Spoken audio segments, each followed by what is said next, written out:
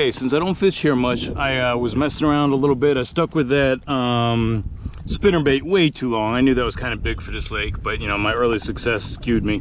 I caught that fish on the first cast and got a hit on the second cast. And then I switched to a blue fox, which I really like a lot, but I was trying the fire tiger color, and usually around here the kind that works best is the trout color or black and silver.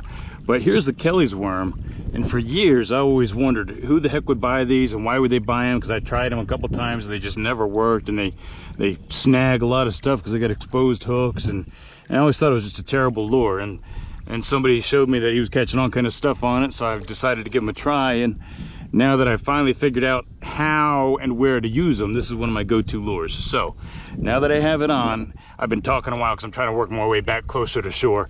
The wind has drifted me kind of far out, but now that I have it on, I expect it's going to be non-stop action. So I'm going to leave this on for a little bit and we'll see. And I am kind of far out from shore, but we'll give the old college try.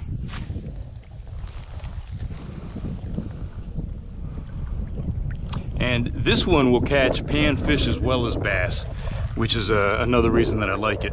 And in fact, I've even caught an occasional northern on it, which is unusual, but it does happen.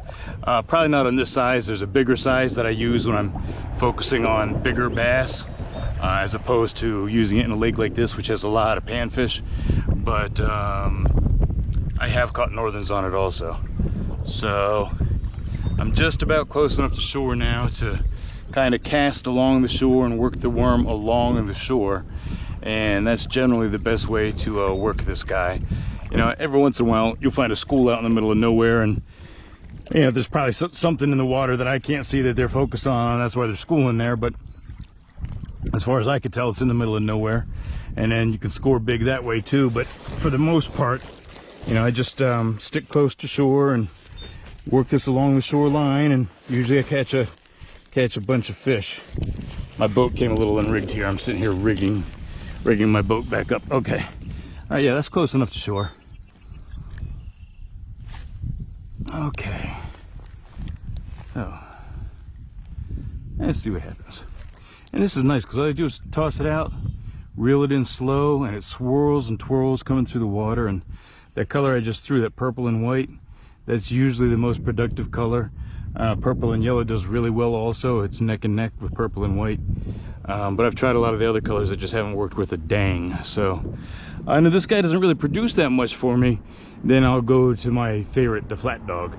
You know, and the reason I'm not using the flat dog now is because this lake does have a lot of panfish, and the flat dog really is primarily a bass bait. And you know, you use a much bigger hook, and it doesn't have 3 hooks on it like this does.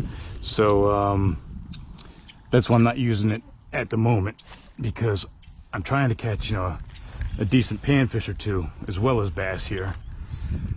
So we'll see what happens. A couple little red-winged blackbirds there.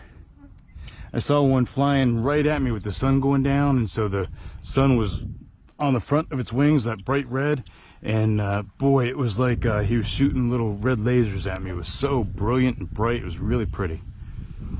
Okay, this is going a little slower than I thought, so I'm going to cut off. When I catch something, I'll turn it back on.